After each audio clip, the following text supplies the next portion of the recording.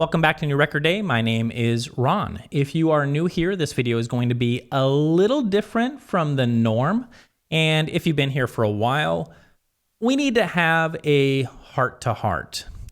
While my confidence in reviews has certainly increased over the years, there are times when I wonder if I got it right. And that's when humility sets in, as it should.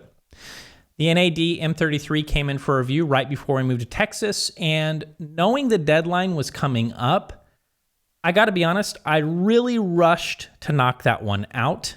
I did spend a lot of time listening to it, but I need to add a few more things to set the record straight with that review.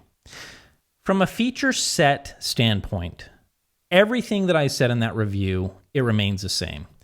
The amp is impressive, and it quickly reminded me of the M10, which we also reviewed and we liked. From the Blue operating system to Dirac, this amplifier does really feel like an amplifier from the future in so many ways.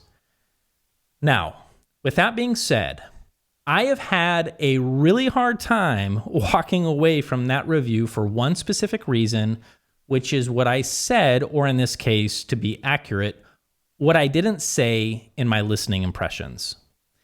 Getting to the point, while everything I said is fair in that the M33 does walk the line of being a detail-centric amplifier, it is, I need to add on something that I've noticed over the last few days as I've gone back and I've made more comparisons. The M33, folks, it is a digital amplifier.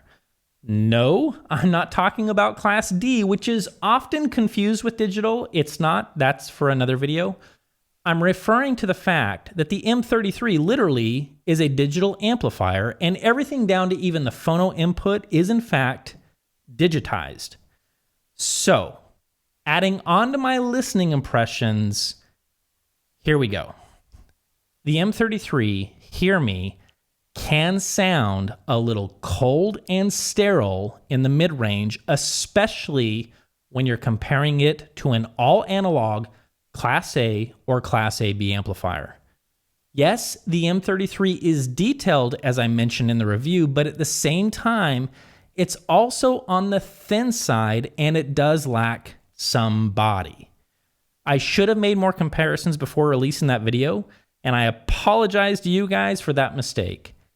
I think what happened here is I was so caught up in the feature set and the deadline that unfortunately I lost sight of making those comparisons. It won't happen again. Now, the same thing can be said about the top end of the M33, but I need to pick it apart a little more carefully. The M33 does dance in the time domain, what we call the time domain for sure, and it does offer air and extension. That is all totally true, and I won't take that back. However, again, when you compare it to a Class A or Class AB amplifier, that top end almost reminds me of what I've heard in some aluminum dome drivers. Even when the speaker offers a balanced response, the top end can sound, I guess it could be likened to like the contrast of a TV being turned up a little more than what it should be. Yes, the grass is greener and the sky is bluer than it should be, but after a while, it all just looks a little bit gimmicky. And that is what I'm hearing with the M33 when I'm making these comparisons. Maybe correcting a review like this could be seen as a weakness. I don't know the answer to that. All I do know is that when I'm losing some sleep and I'm feeling that pull or that push, it's time to do the only thing that I know to be right, which is to be honest, for better or for worse. In closing, if you saw that review and you need more guidance, I'm always happy to help you out. You can always just reach me through email or give me a call. And yeah, I'll see you guys in the next video.